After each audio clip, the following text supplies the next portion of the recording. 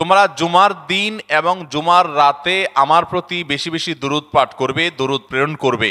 ফাইন্না সলাতাকুম মারুদাতুন আলাই, কারণ তোমরা যে দুরূদ পাঠ করো এটা আমার কাছে পেশ করেন আল্লাহর ফেরেশতারা, এবং রীতিমতো নামধাম সহকারে আল্লাহর একদল ফেরেশতা নিয়োজিত আছে। তারা বলেন, আল্লাহ, হে আল্লাহ রসুল, আপনার অমুক উম্মত, অমুক অনুসারী, আল্লাহর অমুক বান্দা পৃথিবীর অমুক প্রান্ত থেকে, অমুক দেশ থেকে, অমুকের সন্তান, সে আপনার প্রতি দুরূদ পেশ করেছে জুমার দিনে, জুমার রাতে বা অন্য সময়ে। এটা নবী করিম সাল্লাল্লাহু আলাইহি সাল্লামের কাছে রিপোর্ট দেওয়া হয় আল্লাহর নিযুক্ত ফেরেশতাদের মাধ্যমে।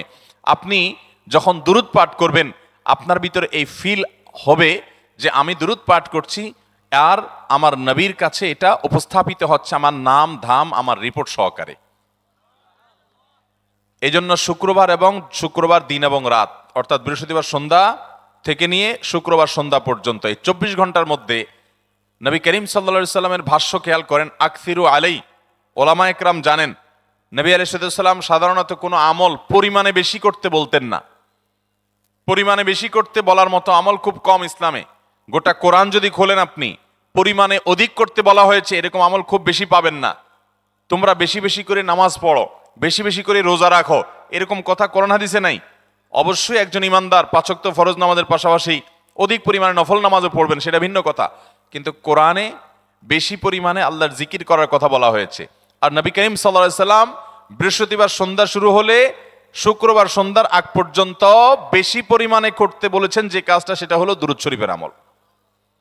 অতএব ভাইরা আমার, বৃহস্পতিবার সন্ধ্যা থেকে নিয়ে শুক্রবার সন্ধ্যা পর্যন্ত আপনি দোকানদার মানুষ, বৃহস্পতিবারে ব্যবসা করছেন, দোকানদারি করছেন, কোনো অসুবিধা নাই।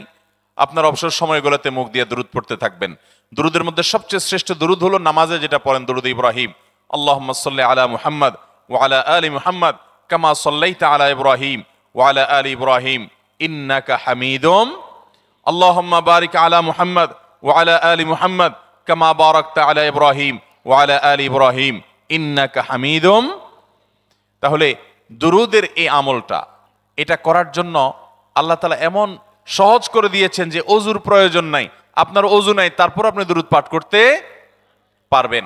এবং আপনি এই বড় দুরূদ পড়ার মতো সময় নাই, তো আপনি একেবারে সবচেয়ে সংক্ষিপ্ত দুরূদ পড়েন সাল্লাল্লাহু আলাইহি ওয়াসাল্লাম, তাতেও দুরূদ পাঠের সওয়াব পাবেন। চেষ্টা করব তো ইনশাআল্লাহ। শুক্রবার আসবে, দুরূদ বেশি বেশি করে পাঠ করব। আপনি দোকানে কাজ করেন, আপনার দোকানে আপনার সহকর্মী আরো কাজের লোক আছে, আপনি সবাইকে স্মরণ করাবার জন্য নিজে জোরে জোরে দুরূদ শরীফ পড়বেন এবং বলবেন যে শুক্রবার শুরু হয়ে গেছে, সবাই দুরূদ শরীফের আমল করো। ভাইরা আমার, আমি আমার জীবনের কথা বলতে পারি। আমার জীবনে ওই যে হাদিসের উপরে ইয়াকিন এবং বিশ্বাস আলহামদুলিল্লাহ ছিল, আমার জীবনে আমি অনেকবার দেখেছি এরকম জটিল পরিস্থিতি হয়েছে যে দেয়ালে পিঠ থেকে গেছে, নড়ার জায়গা নাই, আর কোন আপাত দৃষ্টি থেকে এই বিপদ থেকে উদ্ধারের কোনো পথ নাই। দুরূদ, ইস্তেগফার, দোয়া ইউনুস, এই 3 আমল, পাশাপাশি ইয়া জাল জালালি ওয়াল ইকরাম, এই 4টা জিনিসকে এমন ভাবে ধরছে, বিশেষ করে দুরূদ, স্পেশালি সারাক্ষণ দুরূদ। আল্লাহ রাব্বুল আলামিন এমন ভাবে সহযোগিতা করেছেন, এমন ভাবে উদ্ধার করেছেন যে কল্পনা করলে অবাক লাগে এখন যে এটা কিভাবে সম্ভব। ভাইরা আমার, এক সাহাবী নবী করিম সাল্লাল্লাহু আলাইহি ওয়াসাল্লামের কাছে এসে বলছে, ইয়া রাসূলুল্লাহ, আমি যে দোয়া করি, এই দোয়ার মধ্যে আমি নিজের জন্য করব, আমার ছেলে মেয়ের জন্য করব, অনেক কিছু করব, এটা সেটা, রিজিক চাইবো, সুস্থতা চাইবো, অনেক কিছুই তো আল্লাহর কাছে চাইবো। আপনি তো আল্লাহর রাসূল, আপনার জন্য দোয়া করলে আমাদেরই লাভ। একবার দোয়া করলে আল্লাহ 10 বার রহমত নাজিল করবেন। তো আপনার জন্য আমার দোয়ার ভিতরে কত পার্সেন্ট রাখবো? সাহাবী বারবার বিভিন্ন পার্সেন্টেজ বলছিলেন যে 3 ভাগের 1 ভাগ আপনার জন্য রাখি ইয়া রাসূলুল্লাহ, অর্ধেক রাখি, আরো বেশি করে রাখি। তিনি যত বলছেন নবী করিম সাল্লাল্লাহু আলাইহি সাল্লাম আরো বাড়ানোর জন্য তাকে উৎসাহ দিচ্ছিলেন। এক পর্যায়ে যখন তিনি বললেন, ইয়া রাসূলুল্লাহ, আমি আমার কোন দোয়ার সবটুকু যখন আপনার জন্য নিবেদন করব, আমি কোন একবার যখন দোয়া করব, দোয়া শুধু আপনার জন্যই করব যখন, অর্থাৎ পিওর দুরূদ যখন পড়বো, নিজের জন্য আর কিছু চাইবো না, শুধু আপনার জন্যই যদি চাই কোনোবার, তাহলে তখন নবী করিম সাল্লাল্লাহু আলাইহি সাল্লাম বলেছেন, ইদান তুকফা হাম্মুক ওয়া তুগফার যামবুক, তাহলে তোমার সকল পেরেশানি থেকে উদ্ধারের জন্য এই দুরূদটাই যথেষ্ট হয়ে যাবে, এবং তোমার সকল গুনাহ মাফের জন্য এটা যথেষ্ট হয়ে যাবে। মোহতারাম হাজরিন, দুরূদের আমলটা এত সুন্দর আমল, কিন্তু আবার তাড়াহুড়া করে পড়বেন না, সাল্লাল্লাহু আলাইহি সাল্লাম সাল্লাল্লাহু আলাইহি সাল্লাম সাল্লাল্লাহু আলাইহি সাল্লাম সাল্লাল্লাহু আলাইহি সাল্লাম, সংখ্যা বাড়ানোর জন্য হুলস্থুল করে পড়লেন না, মুহাব্বতের সাথে সাল্লাল্লাহু আলাইহি ওয়াসাল্লাম সাল্লাল্লাহু আলাইহি ওয়াসাল্লাম আল্লাহুম্মা সাল্লি আলা মুহাম্মদ, অর্থ বুঝে বুঝে আল্লাহুম্মা সাল্লি আলা মুহাম্মদ মানে কি, আল্লাহ আপনি মুহাম্মদের প্রতি শান্তি বর্ষণ করুন। আরে ভাই, মুহাম্মদ সাল্লাল্লাহু আলাইহি ওয়াসাল্লামের প্রতি আল্লাহ তাআলা শান্তি এমনি বর্ষণ করবে, আপনি আমি দোয়া করলেও করবে, না করলেও। কিন্তু মাঝখান থেকে আমরা, ভাইরা আমার, কোন বড় কর্মকর্তার কাছে আপনার কোনো কাজের ঠেকা আছে, কর্মকর্তার ওই ছেলেটার আপনি দেখছেন যে খাচ্ছে না, আপনি যদি বলেন স্যার ছেলেটা খাচ্ছে না স্যার, একটু ডাক্তার দেখান স্যার, এভাবে তো বাঁচবে না, ওর কষ্ট হচ্ছে স্যার, আপনি বললেও উনি ওনার ছেলের দিকে কেয়ার করবে। কিন্তু আপনি এটা বলার কারণে তার নৈকট্য পাবেন কি পাবেন না, তার সিম্প্যাথি পাবেন কি পাবেন না। আরশে আজিমের মালিক তার হাবিবকে এত মহব্বত করেন, তিনি তার হাবিবের প্রতি এমনিতেই রহমত নাজিল করবেন, তাকে বিভিন্ন মর্যাদা আগে থেকেই দেওয়ার ঘোষণা দিয়ে রাখছেন। কিন্তু আপনি আমি দোয়া করলে আল্লাহ তাআলা তার মাধ্যমে আমাদের ভাগ্যকে সুপ্রসন্ন করে দিবেন। দুরুদের আমলকে জীবনের তরে আঁকড়ে ধরবেন ভাই, শুধুমাত্র জুমার দিন আর জুমার রাত না, সব সময় অধিক পরিমাণে।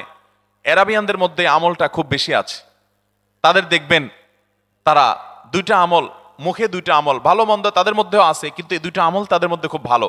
বেশিরভাগ মানুষই দেখা যায় অবসর সময়ে আস্তাগফিরুল্লাহ ইস্তিগফার করছে অথবা দুরুদের আমল করছে। আমাদের অবসর সব সময়গুলো নিয়ে গেছে মোবাইল ফোন। ভাইরা আমার, 4 বছর 5 বছর 6 বছর 7 বছর 10 বছর ধরে মোবাইল টিপতেছেন, ফেসবুক টিপতেছেন, ইউটিউব টিপতেছেন। বুকে হাত দিয়ে আমাকে জবাব দেয়া লাগবে না, নিজের বিবেককে একটু জবাব দেন। এই 10 বছর ফেসবুক, ইউটিউব, টিকটক, হোয়াটসঅ্যাপ টিপে আপনার অর্জন কি হয়েছে একটু হিসাব মিলান। এই যে স্ক্রল করতেছেন আঙ্গুল দিয়া, ঘন্টাকে ঘন্টা এই আঙ্গুল দিয়ে টানছেন টানছেন, নিচের দিকে যাচ্ছেন স্ক্রল করে ফেসবুকে, ইউটিউবে, একের পর এক, আপনার জীবনে অর্জনটা কি হয়েছে বলেন। ভাইরা আমার, এই মোবাইলের নিয়ন্ত্রণ করতে হবে, প্রয়োজনে ব্যবহার করতে হবে, কিন্তু এটাকে অনিয়ন্ত্রিত ব্যবহার করা যাবে না। একেবারে যখন তখন সারাদিন টিপাটিপি করলেন, আজকাল তো পোলাপান টয়লেটে গেলেও নিয়ে যায়। আল্লাহ তাআলা আমাদেরকে এই রোগ থেকে বেঁচে থাকার তৌফিক দান করুন। ভাইরা আমার, জীবনটাকে পরিবর্তন করতে হয়, সারা জীবন তো একরকম থাকলে হবে না। বহুত পাগলামি করেছি, আসুন নিজেকে সংশোধন করি। তাহলে জুমার দিন উপলক্ষে 1 নম্বরের আমল বলেছি, বেশি বেশি কোন আমল করতে হবে? সারা জীবন মনে রাখবো তো ইনশাআল্লাহ? বাসা বাড়িতে পরিবারের লোকদেরকে মনে করাবো তো ইনশাআল্লাহ? আমি আমার ড্রাইভার থাকুক, আমার ছেলে মেয়ে থাকুক, আমার পরিবারের লোক থাকুক, আমি আমার কথা আপনাদের বলি উৎসাহের জন্য, যে জুমার দিন শুরু হয়ে গেলে আমি, শুধু আমি না, আমার পরিবার অন্যান্যরাও একে অন্যকে আমরা স্মরণ করে দিই। কে কে দুরূদ পড়তে কতবার পড়ছো, কেউ পড়ছে কিনা একবারও, সন্ধ্যা হয়ে গেছে, অনেকক্ষণ হয়ে গেছে, সবাই শুরু করি। আমলটা করবো তো ইনশাআল্লাহ? নাম্বার 1। নাম্বার 2, জুমার দিন উপলক্ষে অন্য যে কোনো দিনের চাইতে জুমার দিন অর্থাৎ শুক্রবারের ফজর নামাজ পুরুষরা মসজিদে জামাতের সাথে পড়বেন, জামাতের সাথে পড়ার নিয়ত করবেন পাক্কা। কারণ অন্য যে কোনো দিনের ফজর নামাজ না, শুধুমাত্র যত নামাজ আছে, নবী করিম সাল্লাল্লাহু আলাইহি সাল্লাম বলেছেন আফদালুস সালাওয়াতে ইনদাল্লাহ, আল্লাহর কাছে দুনিয়ার সব নামাজের মধ্যে, 5 ওয়াক্ত সাধারণ নামাজগুলোর মধ্যে সবচাইতে উত্তম নামাজ হলো সলাতুল ফজরে মাআল জামাআতে ইয়াউমাল জুমআ, জুমার দিন ফজরের নামাজ জামাতের সাথে আদায় করা হলো যত নামাজ আছে এর মধ্যে সবচেয়ে শ্রেষ্ঠ নামাজ। তাহলে জুমার দিনে এই বিষয়টা বিশেষভাবে খেয়াল রাখবো। জুমার দিন ফজর নামাজটা পুরুষরা কোথায় পড়বো, এবং সেটা বৃহস্পতিবার থেকে পরিকল্পনা শুরু করবো যে কালকের ফজর নামাজ যাতে কোনো অবস্থাতে আমার মিস না হয়। আমাদের আখিরাতের ব্যবসা এটা ভাই, আখিরাতের কারেন্সি সংগ্রহ করা। যত খুঁটে খুঁটে ভালো ভালো আমলগুলো করবেন, আপনার আমল নামাতে আমল সওয়াব জমা হতে থাকবে। চেষ্টা করবো তো ইনশাআল্লাহ? আমাদেরকে শয়তান অন্যদিন ফজরের নামাজ পড়ার সুযোগ হলেও শয়তান এমন ভাবে আমাদেরকে ধোঁকা দেয়, শুক্রবারে ফজরটা পড়াটা সবচেয়ে বেশি কঠিন হয়ে যায়। কেন জানেন? কারণ ইবলিস তো জানে হাদিস, আপনি জানেন না, হয়তো অনেকে হয়তো আজকে শুনছেন, আপনি আমি কোনো হাদিস না জানতে পারি, ইবলিস ঠিকই জানে যে ফজর নামাজ এই দিন যদিও জামাতের সাথে ফজর পড়ে ফেলায়, তাহলে তোর আখিরাতের ব্যবসা অনেক দূর আগে যাবে। ওর সাথে তো আমাদের বাবা আদমের সাথে সেই চ্যালেঞ্জ, আদম আলাইহিস সালামকে সেজদা করতে বলা হয়েছে, সে তো করে নাই, তার সৌজন্য বা তার জন্য সেজদা নিবেদন করে নাই, আল্লাহ তাআলা সেজন্য তাকে জান্নাত থেকে বের করে দিয়েছে। তার কারণে এই ইবলিস তখনই আল্লাহর সাথে, আল্লাহর সামনে চ্যালেঞ্জ ছুড়ে দিয়েছে আদম আলাইহিস সালামের সাথে যে লাউবিয়ান্নাহুম আজমাইন, আমি আদমের সব সন্তানগুলোকে পথহারা করে ছাড়বো, ওদেরকে জান্নাতের পথে চলতে দিব না। এই জন্য আল্লাহ তাআলার কাছে সে কিছু পাওয়ার চাইয়া নিছে। এর ভিতরে একটা হলো কিয়ামত পর্যন্ত হায়াত পাবে, আরেকটা হলো আমাদের রগের সাথে সে মিশতে পারে, রক্ত প্রবাহের সাথে মিশতে পারে, শরীরের মধ্যে প্রভাব সৃষ্টি করতে পারে, আমাদেরকে দুর্বল করতে পারে, মন্দ দিকে টানতে পারে, ভালো কাজ যেন না হয় মনে মনে কুমন্ত্রণা সৃষ্টি করতে পারে। এই পাওয়ার সে নিয়ে এসেছে। এই জন্য তার সাথে আমাদের চ্যালেঞ্জ, সে হাদিস জানে যে জুমার দিন ফজর পড়লে আমাদের অনেক লাভ হয়ে যাবে। এই জন্য সে বৃহস্পতিবার রাতে, অন্য দিন যদি আপনি 10টা 11টা বা 11:30টায় ঘুমান, 12টায় ঘুমান, জুমার দিন অর্থাৎ বৃহস্পতিবার দিবাগত রাতে আইসা ইবলিস বলে, আরে পাগল হইছস, কালকে হলো শুক্রবার, দোকানদারি নাই, ব্যবসা নাই, চাকরি নাই, মহিলাদেরকে বলে কালকে পোলাপানের স্কুল নাই, মাদ্রাসা নাই, আজকে একটু টক শো, মিষ্টি শো, নাটক, সিনেমা, ইউটিউব, ফেসবুক, ওয়াজই শুন অন্তত। শয়তান কি বলে, ঠিক আছে তো যদি এত ফিল্ম দেখতে মনে না চায়, তো যদি মুসলমান হস, নেককার হস, তো ঠিক আছে অমুক হুজুরের ওয়াজ শুন। এই হুজুরের ওয়াজ শোনাত লাগাই দিয়ে রাত 1টা 2টা পর্যন্ত পার করে দিল। এরপরে ফজর নামাজ ওর জামাতের সাথে মিস, শেষ। ভাইরা আমার, প্রত্যেক বৃহস্পতিবার আসলে সন্ধ্যার সময় প্রতিজ্ঞা করব, সপ্তাহের অন্য দিন যদি আমার ত্রুটি বিচ্যুতি হয়ও আমি সেটাকে কারেকশন করার চেষ্টা করব, কিন্তু শুক্রবার ফজরটা পুরুষ হিসাবে আমি জামাতের সাথে পড়বই পড়বো। তার জন্য রাতে আগে আগে শোবো, ডাবল ট্রিপল অ্যালার্ম দিয়ে শোবো, অন্য নামাজি বন্ধুকে বলবো ফোন দিয়ে ডেকে দিবি, একে অন্যের সহযোগিতা করব, কিন্তু ফজরের নামাজ জুমার দিন ছাড়বো না ঠিক আছে তো? কয়টা আমল হলো? 2টা। মনে রাখবেন তো ইনশাআল্লাহ? আগামী বছর তো আমার মাহফিল আমি আর করব না, কিন্তু আগামী বছর যে মাহফিল করবেন সে আলোচককে আমি রিকোয়েস্ট করবো ইনশাআল্লাহ, আয়োজকরা এটার সবক যেন নেয় আগামী বছর। দিতে পারবেন তো ইনশাআল্লাহ? আমল যদি করেন তাহলে সবক ঠিকই দিতে পারবেন। ওই যে ভাই সবগুলো শুনে দিছে, কারণ এই আমল করেন। আচ্ছা, 3 নম্বর আমল হলো সূরা কাহাফ পড়বো। কোন সূরা পড়বো? সূরা কাহাফ। যারা কোরআন পড়তে পারেন না তারা শুনবেন, আর যারা পড়তে পারেন তারা নিজে পড়বেন। সূরা কাহাফ যদি জুমার দিন কেউ পড়ে, নবী করিম সাল্লাল্লাহু আলাইহি সাল্লাম বলেছেন এই সূরাটা তার জন্য নূর হবে, নূর, আলো আল্লাহর তরফ থেকে। কিয়ামতের ময়দানে ভয়াবহ গুটগুটে অন্ধকার হবে। কিয়ামতের একটা ভয়াবহ শাস্তি হলো অন্ধকারের শাস্তি। ভাইরা আমার, অন্ধকারের শাস্তি মানে এমন ভয়াবহ অন্ধকার হবে যে দুনিয়ার অন্ধকারের সাথে কোনো তুলনাযোগ্য নয়। সেই ভয়াবহ অন্ধকারে কিছু আমল আছে যে আমলগুলো মানুষের ওই অন্ধকারের মধ্যে আলোর কাজ দিবে। এর মধ্যে একটা হলো অজুর অঙ্গগুলো যদি কেউ ভালো করে অজু করে, সুন্দর করে ডলে ডলে যেন শুকনা না থাকে, উত্তম রূপে যদি অজু করে কেউ, পানি অপচয় না করে, পানি অল্প নেয় কিন্তু ডলে বেশি, সুন্দর করে যদি কেউ অজু করে, এই অজুর অঙ্গগুলো কিয়ামতের ময়দানে উজ্জ্বল হয়ে জলজল করে জ্বলতে থাকে এবং তার জন্য আলোর কাজ দেয়। সবাই যখন অন্ধকারের আযাবের মধ্যে নিমজ্জিত থাকে, হাহুতাশ করে, তখন এই ব্যক্তির এই আমলটা তার আলো ভূমিকা আসে। আর আরেকটা হলো এই সূরা কাহাফ। অন্য অনেক উলামা ইকরাম বলেছেন এর ব্যাখ্যা হলো সূরা কাহাফ যদি কেউ এক বৃহস্পতিবারে পড়ে, পরের বৃহস্পতিবার পর্যন্ত, এক শুক্রবারে যদি পড়ে, পরের শুক্রবার আগ পর্যন্ত পুরো সপ্তাহব্যাপী তার ভিতরে নূর, ঈমানের নূর, তাকওয়ার নূর, ইলমের নূর, আমলের নূর, ভালো মানুষ হওয়ার নূর তার ভিতরে আল্লাহ তাআলা সৃষ্টি করে দিবেন। এই জন্য জুমার দিন সূরা কাহাফ পড়বো তো ইনশাআল্লাহ। আলহামদুলিল্লাহ ভাই, আপনাদেরকে যে আমলগুলো করছি এগুলো আমি, আমার পরিবার সদস্য, পরিচিত, সহকর্মী, আমি চেষ্টা করি সবাইকে স্মরণ করানোর এবং আমল করার চেষ্টা করি। আপনাদেরকেও বলছি ভাই, জুমার দিন যেহেতু, অতএব আজকে জুমার দিন উপলক্ষে বলে যাচ্ছি, জুমার দিনের এই 14-15টা আমলের মধ্যে সামারি করে আমি 5টা আমল করে দিচ্ছি, যে এগুলোর গুরুত্ব অনেক বেশি অন্য অনেকগুলো চাইতে, এগুলো বিশেষভাবে করব। তাহলে এর মধ্যে প্রথমটা চলে গেল দুরুদ বেশি বেশি করে পড়বো। দ্বিতীয়টা হলো জুমার দিনের ফজর নামাজ কোন অবস্থাতে জামাতের সাথে পড়া মিস করবো না, কারণ নবী সাল্লাল্লাহু আলাইহি সাল্লাম বলেছেন সকল নামাজের মধ্যে সবচেয়ে সেরা, উত্তম, শ্রেষ্ঠ নামাজ, অর্থাৎ ওয়াক্তিয়া নামাজের মধ্যে সবচেয়ে শ্রেষ্ঠ নামাজ হলো জুমার দিনের ফজরের নামাজ জামাতের সাথে পড়া। তাহলে মহিলারা কি করবে? মহিলারা পুরুষদেরকে উঠায় উঠায় মসজিদে পাঠিয়ে দিবে এবং সহযোগিতা করবে, তাহলে তার মাধ্যমে তারাও একই সওয়াব পেয়ে যাবেন। আর 3 নম্বর আমলে বলেছিলাম সূরা কাহাফ, এটা নারী পুরুষ সবাই করবে বেশি বেশি করে, ঠিক আছে তো ইনশাআল্লাহ? আমরা অনেক ভাই আছি সপ্তাহের 6 দিন আমাদের কোরআন পড়ার সুযোগ হয় না, তো অন্তত জুমার দিন সূরা কাহাফটা যদি আপনি বাধ্যতামূলক করেন, আলহামদুলিল্লাহ, এটা অনেক বড় সূরা, পড়তে আপনার 20-25 মিনিট 30 মিনিট সময় পর্যন্ত লেগে যাবে। আপনি আধা ঘন্টা সময় ধরে যদি আস্তে আস্তে সুন্দর করে পড়েন, তো সপ্তাহে একবার অন্তত কোরআনের সাথে আপনি সময় দিলেন। আরেকটা সুসংবাদ শুনেন, সূরা কাহাফ যদি কেউ মুখস্থ করে, তেলাওয়াত করে নিয়মিত, বিশেষ করে সূরা কাহাফের প্রথম 10টা আয়াত যদি কেউ মুখস্থ করে, নবী করিম সাল্লাল্লাহু আলাইহি সাল্লাম বলেছেন কিয়ামতের আগে দাজ্জালের যে ফিতনা আসবে, যেই ফিতনায় বহু মানুষ দাজ্জালকে আল্লাহ মনে করে বেঈমান হয়ে জাহান্নামে যাবে, এই ফিতনা থেকে পৃথিবীতে এমন কোন নবী ছিল না, এমন কোন রাসূল আসেন নাই।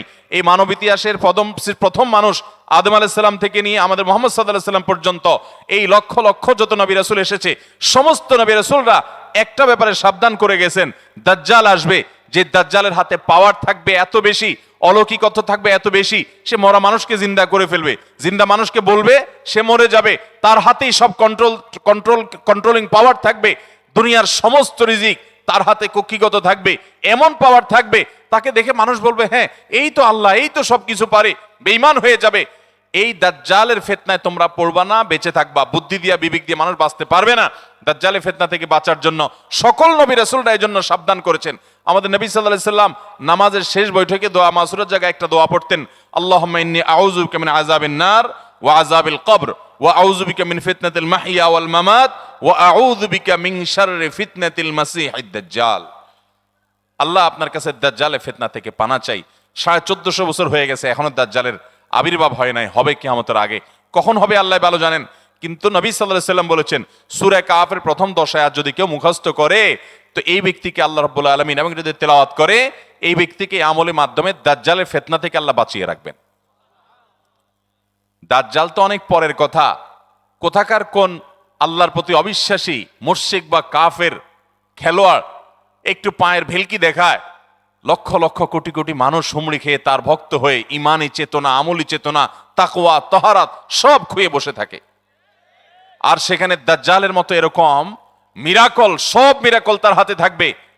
এরকম পরিস্থিতি যখন আসবে তখন মানুষ কি করবে? এখন এই যে তথ্য প্রযুক্তির উন্নতির এই সময়ে কত মুসলমানের সন্তান বেঈমান হয়ে যাচ্ছে, বিজ্ঞানরেই তারা আল্লাহ বানায় বসে থাকতেছে, আছে না নাই? ধারণামূলক বিষয়কে তারা চূড়ান্ত বিষয় বানিয়ে বসে আছে, বেঈমান হয়ে যাচ্ছে। এবং টাকার যে কারিশমা, টাকা দিলে সব হয়ে যায়, টাকা নাই তো কিছুই হয় না। এই জন্য বেঈমান হয়ে অনেকে বলে যে টাকাই নাকি দ্বিতীয় খোদা, নাউজুবিল্লাহ। ভাইরা আমার, দুনিয়ার এই ভেলকি কি দেখছি আমরা? কিয়ামতের আগে ভেলকি আরো অনেক দেখবে আমাদের পরবর্তী প্রজন্ম, আমাদের ছেলে মেয়েরা, নাতিপুতিরা আরো অনেক ভেলকি দেখবে। এমন ভেলকি দেখবে যে তাদের আল্লাহর প্রতি ঈমান আনা, আখিরাতের প্রতি বিশ্বাস করাটা কঠিন থেকে কঠিন হয়ে যাবে। এরকম পরিস্থিতি তৈরি হবে দুনিয়াতে। তথ্য প্রযুক্তির উন্নতির নাম দিয়ে, এটার নাম দিয়ে, সেটার নাম দিয়ে মানুষের জীবনযাত্রা সহজ হবে, কিন্তু এর মাধ্যমে মানুষের ঈমান দুর্বল হওয়ার অনেক সম্ভাবনা, সংখ্যা তৈরি হবে এবং শয়তান সেগুলো সৃষ্টি করবে। এই আশঙ্কা থেকে বাঁচার জন্য সূরা কাহফটা হলো মহৌষধের মতো। অতএব জুমার দিন প্রত্যেক শুক্রবারে সূরা কাহফ পড়ব তো ইনশাআল্লাহ। মায়েরা, বোনেরা, আমরা ভাইয়েরা যারা আছি, বাবারা যারা আছি, আল্লাহর ওয়াস্তে জীবনের তরে নিয়ত করে নেন আজকের মাহফিল থেকে জীবনে কখনো বৃহস্পতিবার সন্ধ্যা থেকে শুক্রবার সন্ধ্যার আগ পর্যন্ত আমার হাজার ব্যস্ততা থাকুক, সূরা কাহফটা পড়া ছাড়া আমি কোনো কাজ করব না ইনশাআল্লাহ। আমি আল্লাহর অনেক বান্দাকে ব্যক্তিগতভাবে জানি, আমি নিজেও এতটা গুরুত্ব দিয়ে করতে পারি না। অনেক বড় সরকারি কর্মকর্তা, অনেক বড় পদের নাম আমি বলবো না, আমাকে গরিবের পর ব্যক্তিগতভাবে আমি জানি উনি খুব সৎ মানুষ। সব মানুষ একরকম হয় না, সৎ মানুষ। উনি বললেন ভাই মাগরিবের পরে আমার ফ্যামিলির সব বাচ্চা কাচ্চা সবাইকে আমি বলি, আমি ব্যস্ত থাকলেও বলি যে মাগরিবের পরে আগে সবাই সূরা কাহফটা পড়ে ফেলো, এরপর অন্য সব আমল। আমরাও চেষ্টা করবো না ইনশাআল্লাহ। কয়টা আমল গেল? 3টা, আর 2টা আছে। 4 নম্বর আমল হলো, দুনিয়াতে যত ফজিলতপূর্ণ আমল আছে এর মধ্যে সবচেয়ে বেশি ফজিলতপূর্ণ আমল এটা। খুব সহজ আমলটা, খুব সহজ, প্রত্যেক শুক্রবার আমরা এটা করতে পারি।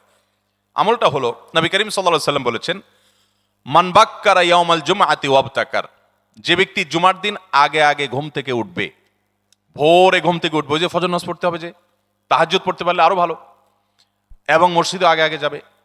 তাহলে আগে আগে ঘুম থেকে উঠবে, সবাইকে বাসার ডেকে দিবে, আগে আগে ঘুম থেকে উঠাবে।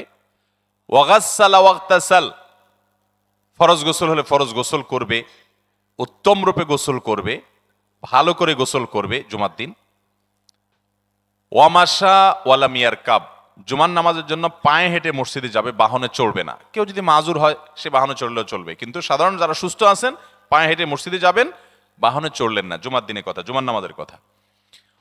ওয়াদানা মিনাল ইমামে ওয়ালাম ইয়ালগু, ইমামের কাছাকাছি গিয়ে বসবে, দূরে না, যত কাছে যেতে পারে একদম সামনের কাতার ইমামের কাছাকাছি গিয়ে বসবে, কোনো অনর্থক কথা বলবে না, দুনিয়াবি কথা বলবে না, বেহুদি কাজ করবে না। ওখানে গিয়ে যতক্ষণ সময় পাবে জিকির, আজকার, তেলাওয়াত, তাসবিহ, দোয়া, রোনাজারি, কান্নাকাটি, বই পড়া, দিনী কাজ করা, এর মধ্যে সে কাটাবে নিজেকে। এই কয়েকটা কাজ যদি করে, তাহলে কাজ কয়টা হলো? আগে আগে ঘুম থেকে উঠা, ওই যে ফজর নামাজ জামাতের সাথে পড়া ইত্যাদি, গোসল করা উত্তম রূপে, আর পায়ে হেঁটে মসজিদে যাওয়া, বাহনে না চড়া, 4 নম্বর হলো ইমামের কাছাকাছি গিয়ে বসা, কোনো অনর্থক কাজ না করা। এই 4টা কাজ যদি কেউ জুমার দিনে করে, নবী করিম সাল্লাল্লাহু আলাইহি সাল্লাম বলেছেন ওই ব্যক্তি বাসা থেকে মসজিদ পর্যন্ত যে আসলো, যতগুলো পা ফেলবে, যতগুলো স্টেপ ফেলবে, যতগুলো কদম দিবে, প্রতিটা কদমের বিনিময়ে আল্লাহ রাব্বুল আলামিন তার অ্যাকাউন্টে, তার আমল নামাতে 1 বছর রাত জেগে, সারা রাত জেগে তাহাজ্জুদ নামাজ পড়লে এবং 1 বছর সারা দিন, প্রত্যেকটা দিন পুরা বছর জুড়ে নফল রোজা রাখলে যে পরিমাণ সওয়াব পাইতো, 1 বছর নফল রোজা, 1 বছর রাতভর জেগে তাহাজ্জুদের নামাজ পড়ার সওয়াব মাত্র একটা কদম ফেলার বিনিময়ে দিবেন। তাহলে আপনার বাসা থেকে যদি মসজিদে আসতে 100টা কদম হয়, 100 বছরের নফল নামাজ, 100 বছরের নফল রোজা, আপনি এটার সওয়াব আপনার অ্যাকাউন্টে জুমার দিন মাত্র 4টা কাজ করার মাধ্যমে আপনি পেয়ে যাবেন। এবং এটি অনেক হাদিস বিশ্লেষকগণ বলেছেন, কোরআন হাদিসে বহু ফজিলতের কথাই বলা আছে, এত বিপুল পরিমাণে, এত অধিক পরিমাণে সওয়াবের কথা যে কারো বাসা থেকে অনেকের আছে যেতে 500 স্টেপ পড়বে। 500 স্টেপ পড়লে কতটুকু হয়? সামান্য একটু জায়গা যেতে 500 কদম হয়ে যায়।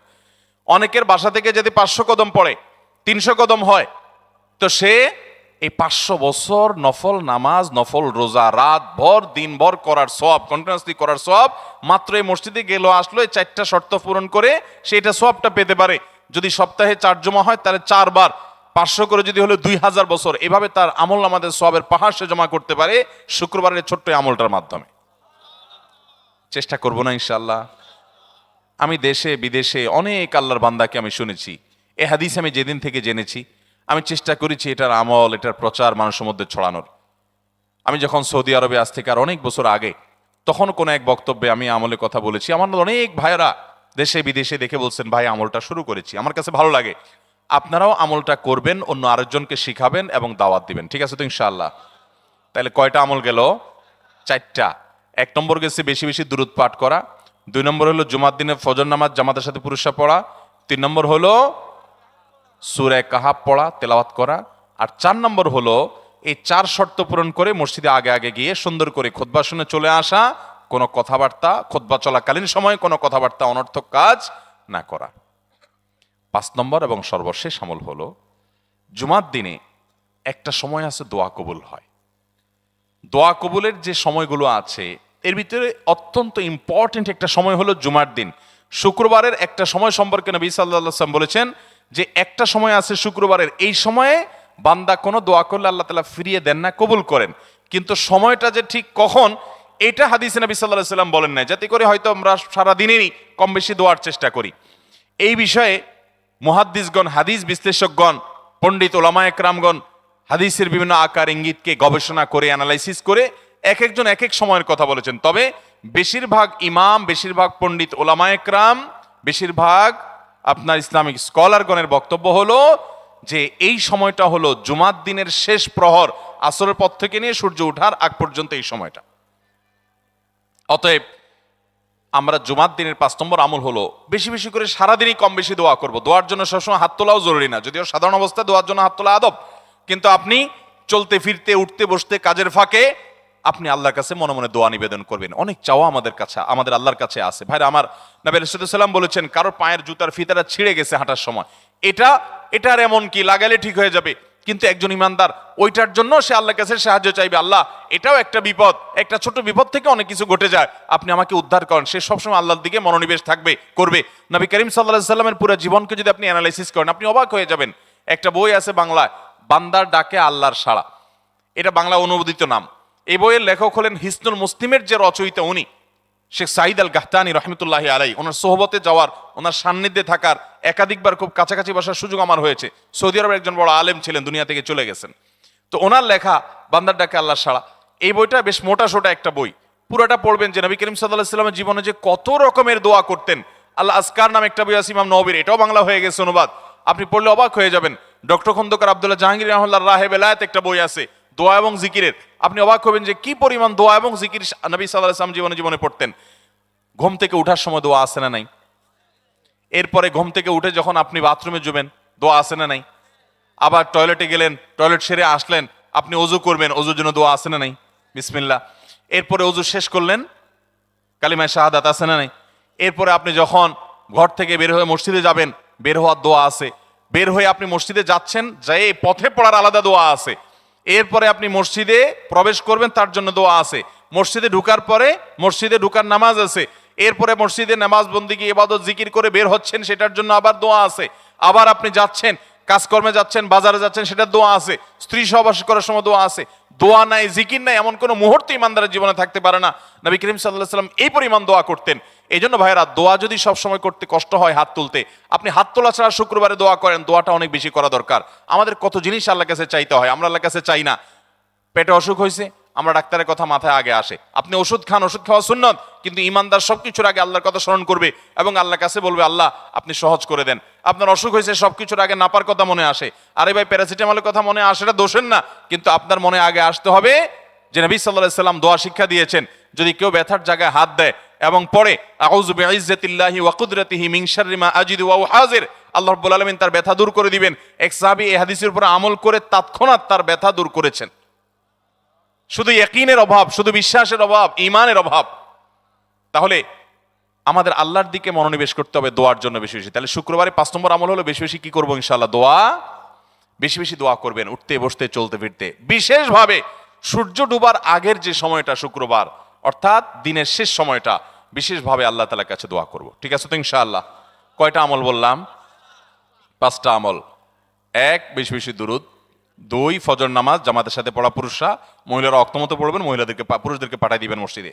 3, সূরা কাফ পড়বেন। 4, আগে ঘুম থেকে উঠে উত্তম রূপে গোসল করে মসজিদে আগে আগে গিয়ে পায়ে হেঁটে গিয়ে সামনের সামনে ইমাম সাহেবের কাছাকাছি গিয়ে বসা, অনর্থক কথা কাজ না করা, তেলাওয়াত জিকির আজকারের মাশগুল থেকে নামাজটা পড়ে বের হয়ে আসা, এই কাজ। নাম্বার 5, দোয়া করা, বিশেষ করে দিনের শেষ প্রহরে। আমল করবো তো ইনশাআল্লাহ? মনে থাকবো তো ইনশাআল্লাহ? আমরা প্রয়োজনে বাসায় গিয়ে একটা কাগজে নোট করে ফেলবো, লিখে ফেলবো। লিখে এরপরে ওয়ালে টাঙ্গায় দিবেন বাসায়, যে জুমার দিন এই 5 কাজ আমি ছাড়বো না। আপনি যদি মনেও না থাকে, আপনার যদি ভুলেও যান, আপনি এই কাগজ আপনাকে মনে করাবে ইনশাআল্লাহ। বাসায় ফ্যামিলির লোকদের সাথে শেয়ার করবেন, জুমার দিন হুজুর বলেছেন, আমি একটু আমার মন থেকে বলিনি, এগুলো সব কোরআন হাদিসের কথা বলেছি আপনাদেরকে।